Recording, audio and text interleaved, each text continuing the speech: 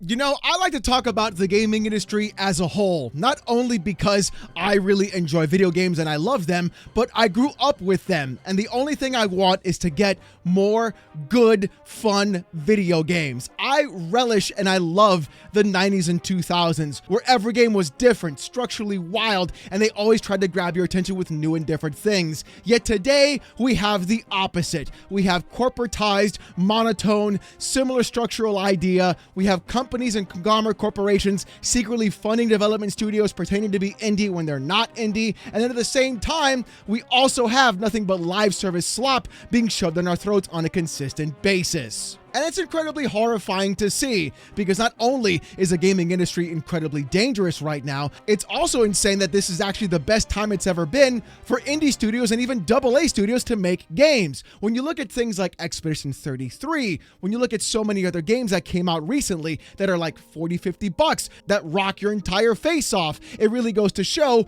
what in the is the gaming industry actually doing. And this is going to be where I pop off, where I'm going to be coming hard. And I'm talking about like making Peter North blush, taking 400 milligrams of Pygium, 75 milligrams of zinc, 200 milligrams of arginine, and some sunflower lectin. Yeah, I just gave you the stack. Get ready, because this entire thing is exactly what I've been talking about from the very beginning concerning the gaming industry. How all they care about is trying to ride the wave of the 2020 lockdown. And saying that that's going to be the new standard, when in reality that was a blip in the entire space. But things are going to get even more wild, because it turns out PlayStation is doing the one thing nobody expected them to do: shut down studios. Because according to Shinobi on Twitter, Bluepoint Games is getting closed down per Bloomberg. Sony acquired the studio just 5 years ago. I am at a complete loss for words right now. The fact that PlayStation and Sony are going to be shutting down the one studio that could give that company the easiest W's on the face of the earth truly is astounding to me. When you think about what Bluepoint has done and what they can do, bringing back remasters, bringing these titles from a previous generation of age into the new modern era while providing updated controls and quality of life features, and you could clearly see that PlayStation has absolutely no clue what the they're doing. We're talking about a company whose CEO on their own literally said they do not have enough IPs to make new games, which is why they're going out and making more live service titles. Oh, you gotta love it. First, we dealt with lion crying, flying Jim Ryan taking PlayStation's private jet all across the world, globetrotting to stop Microsoft from buying ABK because they were worried about Call of Duty microtransactions. Then we've got Herman, I only play Horizon Holst, going through and forcing everybody to play Horizon Forbidden West, Horizon Suck My, and now Horizon, the live service title. Oh yeah, I bet everybody's excited about that one. Don't forget about Concord, by the way, the almost $500 million product that they had to go around and shut down within 14 days. Oh, it's just amazing what this company has done, right? And the fact that fanboys have consistently defended this company, this platform, this corporation on a consistent basis, sucking them off at every conceivable aspect, even though they are literally sitting on IPs that they haven't touched for decades. And here's a small snippet of what I have in my own personal library. This isn't everything they in fact own, by the way. So just imagine what they could be doing right now. They could be bringing you a brand new Alundra. Wouldn't that be sick? I don't know. Maybe another whole new Legend of Dragoon. Wouldn't that be cool, especially with how popular FF7 Remake has been recently? Yeah, I know, right? Maybe another Legend of Legaia. Wouldn't that be nice to see in today's day and age? How about, maybe just go back to the real old school, right? Bring something real fun. Maybe some Wild Arms. That'd be nice, right? The first one, the second one, the third one, the fourth one.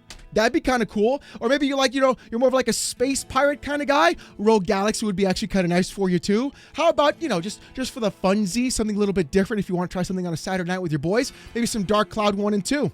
How about that, huh?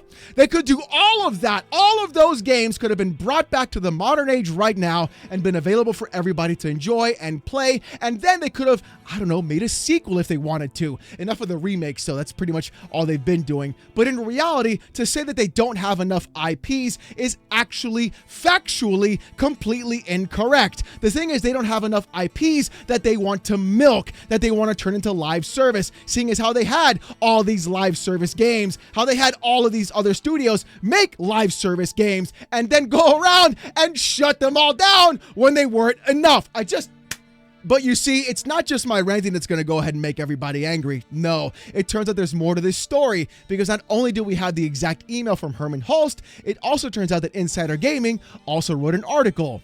Let's see what they had to say, shall we? The article from Insider Gaming says this: according to a Bloomberg report, PlayStation has decided to close Bluepoint Games, leading to the dismissal of approximately 70 employees from a total of 80. A spokesperson from PlayStation stated that this decision was made, quote, following a business review. The shutdown of Bluepoint Games is scheduled for next month. Here is the PlayStation spokesperson's statement, saying, quote, Bluepoint Games is an incredibly talented team, and their technical expertise has delivered exceptional experiences for the PlayStation community. We thank them for their passion, creativity, and craftsmanship. Oh, isn't that special? Doesn't it make you feel all warm and fuzzy inside? They did a business review. Oh, is that what happened? Did you guys go around and think to yourselves, I wonder what can make us the most money? Certainly it's not Concord costing you almost $500 million. It couldn't have been that being the issue. It couldn't have been the Horizon live service game that's going to bomb expeditiously across the entire planet. It couldn't have been that, now could it? Oh, no. We had to do a business review, you guys. We got to set up more live service slop to have at least one title make it out of the actual gambit alive besides shutting everything else down. Don't forget about Fair Games coming out. Did you think about that one? That's going to be Concord number 3, and then we've got Concord number 4 at Marathon after they bought Bungie as well. It's almost like this company has some of the worst management I've ever seen in my entire life, literally next to Xbox. 2 Ps in an actual on a consistent basis. And this wasn't the first time they did something stupid like this either. PlayStation also shut down Japan Studios, letting go of all those IPs and everything else across the board that could literally make them exactly what they used to be back in the 90s and 2000s. I honestly feel like PlayStation themselves truly hate their past. I feel like they're standing on the shoulders of giants and then taking a giant diarrhea dump on those shoulders, trying to go ahead and say, we can do it better, while failing at every single opportunity that is given to them this way. And the crazier part is, it's going to be impacting everything about PlayStation, not just what games are coming out, but also where those games are going to go. If you thought Xbox was third party, honey, you've got a big storm coming, because I can bet my sweet Bippy that we're going to be seeing those tentpole titles going around to other platforms as well. Everything fanboys have talked about. Oh, my console sales, 96 million sold, 100 million on the way, baby. We're the best in the business. Well, it turns out it doesn't matter how many consoles you fucking idiots buy. What happens is they want to make as much money from you as possible, not just a one-time transactional fee. They want you spending that live service sweet money, because apparently they can't even go back to where it was in 2020. And it looks like it's not just PlayStation, but every single other company is having this problem as well. With PC gamers saying this: video games are losing in the war for attention. Analyst says many of the industry's biggest markets are spending less time on gaming.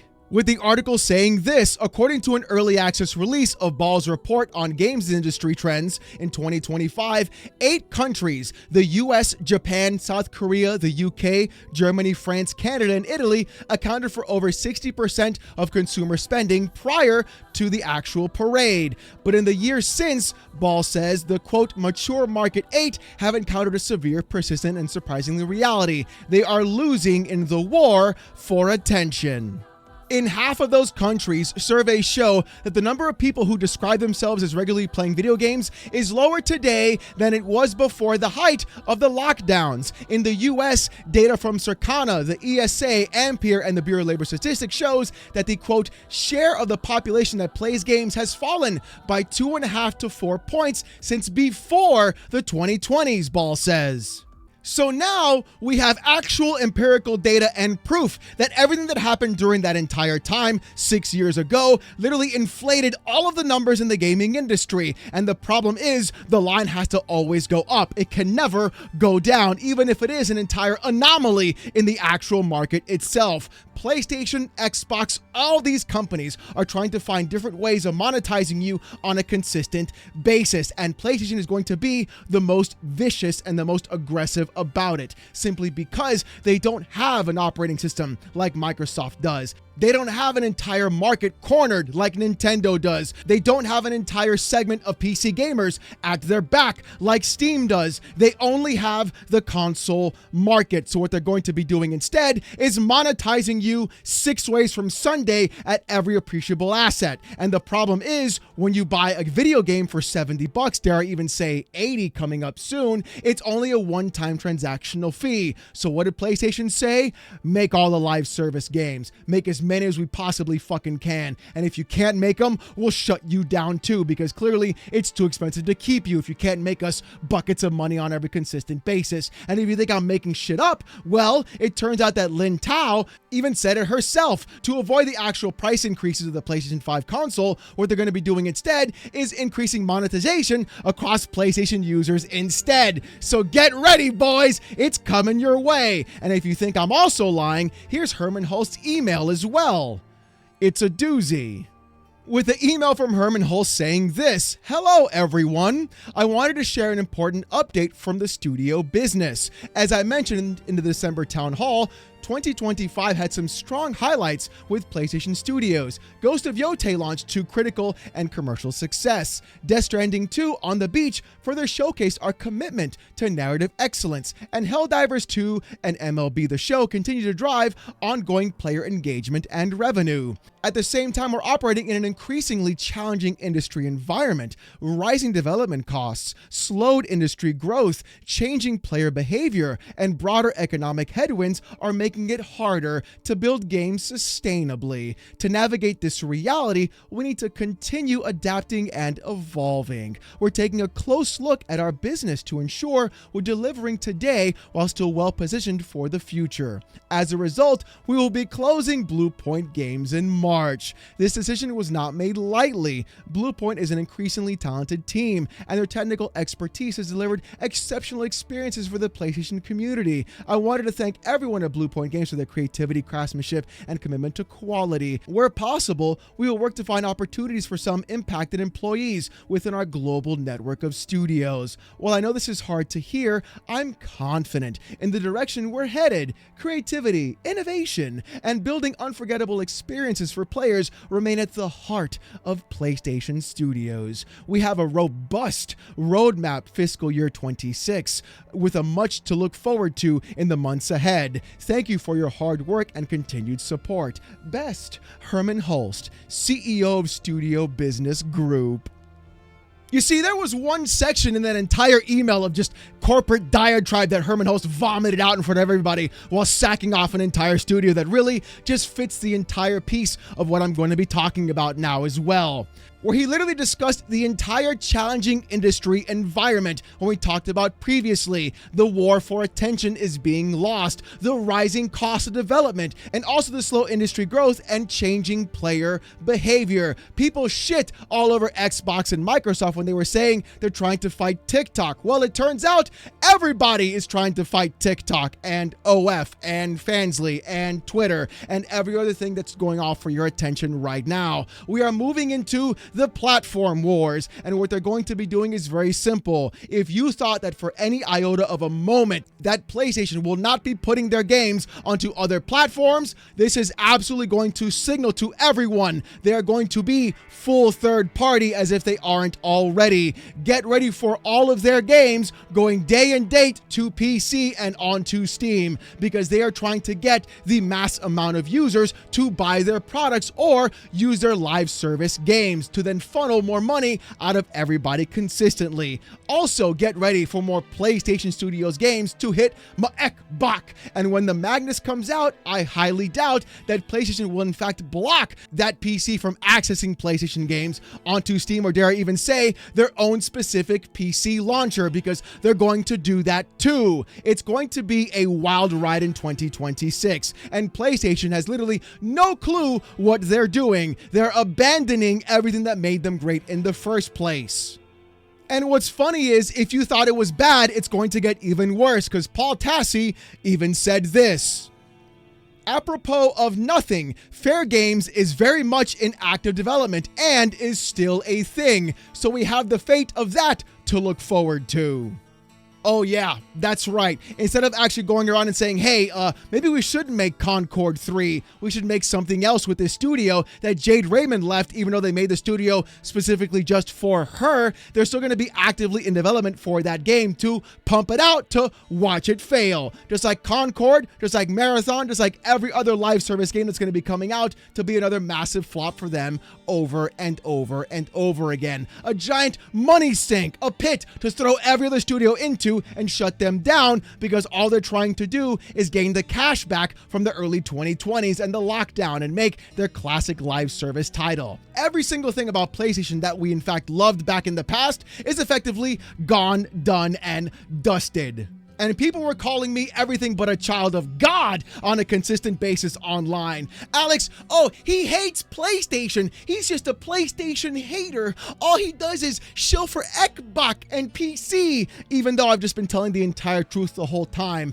PlayStation today sucks. This is why. This is exactly why. And now you finally see the truth. They don't care about their past. They don't care about what they did that made them cool in the first place. All they care about now is trying to shove more live service slop down your throat, and they're going to keep doing it and sacrificing every single studio they have in order to keep doing it. We are now living in an era where simply selling a video game is not enough for these companies. It isn't. Simply selling a product is not enough for these companies. What they want is consistent revenue and return. People going around being like, buy your games, support the devs. That's not going to support them. It's not going to do anything for them. All it's going to do is shut that studio down. What these companies want is recurring revenue. They want you to buy the game at $40, and they want you to go into the shop to spend more money. You're literally giving your money twice to these companies. You buy the game, then you give them more money while you're in the fucking game.